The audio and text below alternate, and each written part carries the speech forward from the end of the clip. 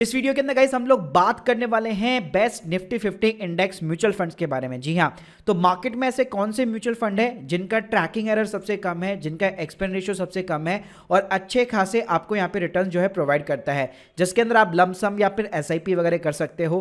Plus आपको एक smart way बताने वाला हूँ कि कैसे आपको इंडेक्स फंड के अंदर यहाँ पे इन्वेस्ट करना है। प्लस मार्केट के अंदर इक्वल वेटेज जो है इंडेक्स फंड भी चलते हैं, तो इनके अंदर डिफरेंस क्या होता है निफ्टी 50 के अंदर और इक्वल वेटेज के अंदर, वो आपको बताने वाला हूँ। तो गाइस यहाँ पे देखिए, मैं कोई भी सेबी रजिस्टर नहीं हूं।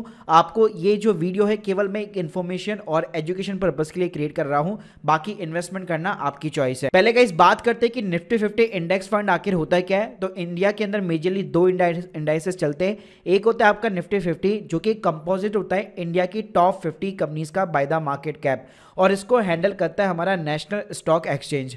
वहीं पे दूसरा जो इंडाइसेस होता है वो कहलाता है सेंसेक्स, जिसके अंदर इंडिया की टॉप 30 कंपनीज होती है। चलिए मैं आपको लाइव दिखाता हूं। जैसे गाइस आप स्क्रीन के सामने दे सकते हैं, ये हमारा निफ्टी 50 इंडेक्स का पूरा यहाँ पे एक चार्ट है।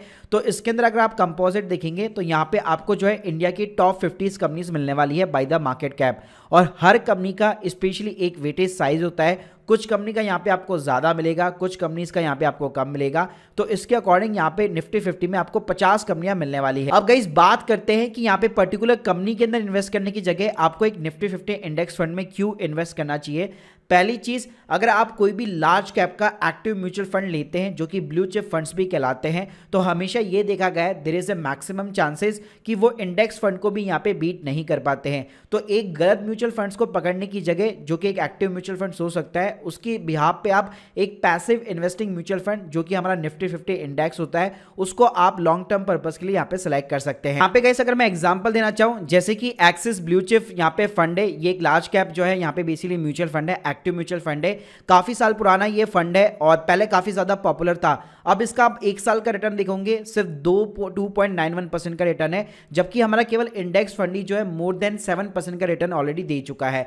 तो यहां पे अगर आप कोई भी एक गलत म्यूचुअल फंड चूज करते तो वहां पे आपको काफी सारी प्रॉब्लम का सामना करना पड़ सकता है। इससे बेटर हमेशा आपको निफ्टी 50 इंडेक्स फंड में यहाँ पे इन्वेस्ट करना चाहिए। साथ में गाइस यहाँ पे आपको 50 लीडर्स कंपनी मिल जाती है जो अपने अपने सेगमेंट के अंदर यहाँ पे टॉप पे है। प्लस यहाँ पे आपको लिक्विडिटी भी मिल जाती है, तो कभी भी आप एग्जिट वगैरह कर सकते हैं, कोई दिक्कत वाली बात नहीं है। साथ में यहाँ पे आपको रीबैलेंस भी देखने को मिल जाता है, यानी कि लेट सपोज कल को अडानी जो है निफ्टी 50 से अगर बाहर हो जाता है तो आपको सोचने की जरूरत नहीं है उसकी कंपनी के ऊपर क्या ज्यादा इफेक्ट पड़ रहा है। ऑटोमेटिकली यहाँ पे आपने जो भी इंडेक्स म्यूचुअल फंड चूज किया होगा उसका फंड मैनेजर जो भी उनका वेटेज होगा उसी के अकॉर्डिंग बेसिकली कंपनी को यहाँ पे जो है रीबैलेंसिंग करता है। इसके साथ में गाइस आप लोगों का एक और मिथ यहाँ पे क्लियर करना चाहूंगा। आप लोगों को लगता होगा निफ्टी 50 हर साल यहाँ पे आपको रिटर्न देता है, तो यहाँ पे स्क्रीन के सामने आप लास्ट जो है 20 ईयर्स का डेटा चेकआउट कर सकते हैं। तो यहाँ पे मैं आपको जो रिटर्न्स बताने वाला हूँ वो एनुअल कंपाउंडिंग है, यानी कि CAGR रिटर्न्स वगैरह है बेसिकली। तो मान लीजिए आपने 2016 के अंदर इन्वेस्ट किया होता तो मान लीजिए आपको 3% का रिटर्न मिलता,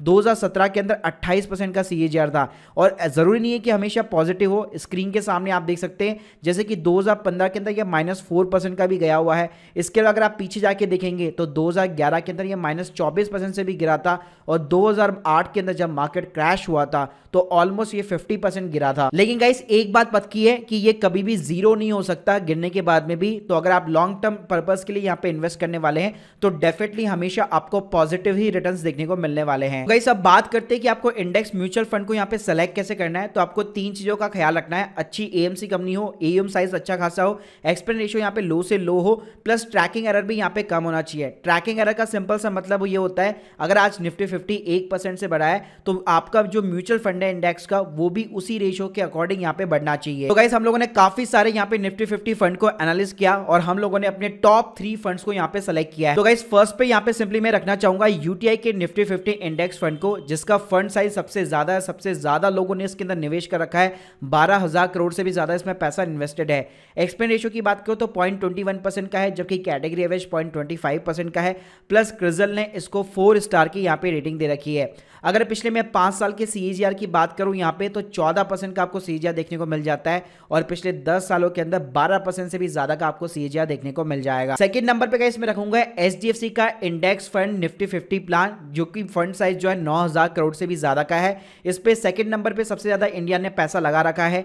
एक्सपेंस रेशियो की बात करो तो 0.20 का है। क्रिजल ने इसको 3 स्टार की रेटिंग दे रखी है, और आपको जो रिटर्न है वो ऑलमोस्ट सेम देखने को मिलने वाले हैं। 5 साल के अंदर 14% से भी ज्यादा का CAGR, 10 सालों के अंदर 12% से भी ज्यादा का CAGR देखने को मिलने वाला है। थर्ड नंबर पे गाइस यहाँ पे मैं रखना चाहूंगा ICC का प्रूडेंशियल निफ्टी 50 इंडेक्स प्लान, जिसका फंड साइज जो है 5000 करोड़ से भी ज्यादा है। एक्सपेंस रेशियो जो है 0.17% का है और जो रिटर्न्स है वो आपको ऑलमोस्ट यहाँ पे सेम दिखने वाले हैं, क्योंकि ये सारे ही इंडेक्स फंड्स हैं। तो गाइस अगर आप इन तीनों फंड्स के अंदर सिंपली तरीके से कंपेयर करते हैं तो एक्सपेंस रेशियो की बात करूं तो ICC का प्रूडेंशियल का निफ्टी 50 इंडेक्स फंड का एक्सपेंस रेशियो यहाँ पे सबसे कम है और जिसके अंदर अच्छा खासा भी पैसा भी लगा हुआ है। साथ में अगर मैं ट्रैकिंग एरर की बात करूं तो 0.047 का केवल ट्रैकिंग एरर है। बाकी अगर आप रिटर्न्स देखेंगे तो तीनों ही फंड्स ने मिल करके ऑलमोस्ट यहाँ पे same kind of the returns निकाल के दिए हैं। गाइस अगर आपको कम एक्सपेंस रेशियो चाहिए तो एक नई AMC उभर के आई है, नावी निफ्टी 50 इंडेक्स फंड। इसके अंदर भी 1000 करोड़ का AUM साइज ऑलरेडी क्रॉस हो चुका है। एक्सपेंस रेशियो की बात करो सबसे कम है 0.06 का है, जबकि आप ऊपर देख सकते हैं आपको 0.20 मिल जाएगा, 0.17, 0.21 मिल जाएगा, लेकिन इसके अंदर सबसे कम है जस्ट 0.06 का है। वहीं पे अगर मैं ट्रैकिंग एरर की बात करूं तो 0.05 का है। प्लस अगर आप रिटर्न्स देखते हैं 1 साल के, 6 महीने के, 3 महीने के, आपको ऑलमोस्ट यहाँ पे सेम नजर आएंगे। गाइस हम लोग बात करते हैं यहाँ पे इक्वल वेटेज इंडेक्स फंड की। तो जैसा मैंने बताया कि निफ्टी 50 के अंदर जिस कंपनी का जितना वेटेज है उसका उतना ही वेटेज जो है इंडेक्स फंड के अंदर भी दिया जाता है। अब गाइस ये इक्वल वेटेज के अंदर क्या होता है, अगर 50 कंपनियां हैं तो 50 के 50 को इक्वल यहाँ पे वेटेज दिया जाता है। एग्जाम्पल के लिए कि मान लीजिए जैसे अगर अडानी एंटरप्राइज का इंडेक्स वेटेज जो है 0.88% का है और एक्सिस बैंक का जो है 3.56% का है, तो इक्वल वेटेज इंडेक्स में क्या किया जाएगा, सभी कंपनियों को एक ही वेटेज यहाँ पे दिया जाएगा। जबकि निफ्टी 50 इंडेक्स के अंदर यहाँ पे जो वेटेज होता है इंडेक्स के अंदर वही सिंपली तरीके से दिया जाता है। अब गाइस इसी रीजन की वजह से यहाँ पे आपको कई बार एडवांटेज देखने को मिल जाता है। जैसे यहाँ पे आप देख सकते हैं अगर मैं 3 महीने में एब्सोल्यूट रिटर्न की बात करूं तो सभी इंडेक्स ने नेगेटिव के अंदर रिटर्न जनरेट करके दिया है, जबकि इसने ऑलमोस्ट जो है पॉजिटिव के अंदर रिटर्न निकाल के दिया है। वहीं पे अगर मैं 6 महीने की बात करूं तो 6% की जगह 11% का इसने रिटर्न निकाल के दिया है और 1 साल के अंदर 13% का, 3 साल के अंदर 26% का CAGR और पिछले 5 सालों की अगर आप बात करते हैं तो 15% का CAGR इसने निकाल के दिया है। गाइस ये जितने भी इक्वल वेटेज इंडेक्स फंड्स होते हैं जब मार्केट गिरता है तो डेफिनेटली ये आपको अच्छे खासे रिटर्न्स निकाल के दे सकते हैं, जिसके अंदर आप HDFC के Nifty 50 equal weightage index fund को यहाँ पे कंसीडर कर सकते हैं। इसके अलावा DSP निफ्टी हो गया।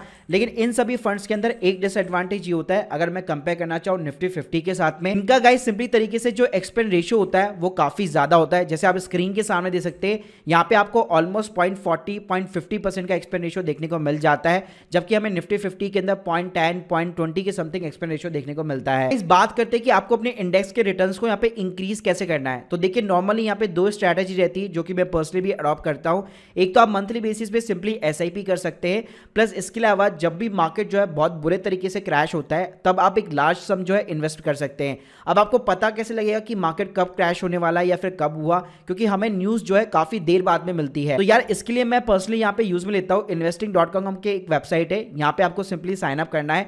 इस वेबसाइट की अच्छी बात ये आपको फ्री ऑफ द कॉस्ट जो है एक अलर्ट सेंटर यहाँ पे प्रोवाइड करता है, जिसके अंदर आप किसी भी स्टॉक्स या इंडाइसेस का यहाँ पे अलर्ट लगा सकते हैं। तो स्क्रीन के सामने आप देख सकते हैं जैसे कि मैंने यहाँ पे निफ्टी 50 का अलर्ट लगा रखा है, तो मैंने सिंपली यहाँ पे लगा रखा है कि जब भी निफ्टी 50.50% से यहाँ पे गिरता है तो ऑटोमेटिकली मुझे जो है अपनी ईमेल के ऊपर, मोबाइल ऐप के ऊपर नोटिफिकेशन मिल जाती है कि निफ्टी 50 जो है इतने % से गिर चुका है। तो रियल टाइम बेसिस पे मार्केट के अकॉर्डिंग मुझे यहाँ पे अलर्ट्स मिलते रहते हैं। तो जैसे आप स्क्रीन के सामने देख सकते हो यहाँ पे मुझे जो है हर महीने जब भी निफ्टी 50 के अंदर कोई भी हलचल होती है, बड़ी हलचल होती है, छोटी मोटी भी 0.50 से हलचल होती है, मुझे यहाँ पे अलर्ट्स वगैरह जो है मिलते रहते हैं। तो गाइस जब भी यहाँ पे आपको इस टाइप का अलर्ट मिलता है कि मान लीजिए निफ्टी 50 1% से डाउन हो चुका है, 2% से गिरा है आज, तो सिंपली तरीके से आप 2 बजे के पहले इन्वेस्ट कर सकते हैं ताकि आपको उस इंडेक्स फंड के अंदर सेम डे की NAV मिल जाती है। और उस टाइम ये होगा कि NAV यहाँ पे कम होगी और जितनी NAV कम होती है उतने ही ज्यादा यहाँ पे आपको यूनिट्स वगैरह मिल जाती है। तो guys hope you like this video, please subscribe our channel. जल्दी मैं आपको निफ्टी नेक्स्ट 50 और मिड कैप 150 हो गया, स्मॉल कैप 250 इंडेक्स फंड्स हो गया,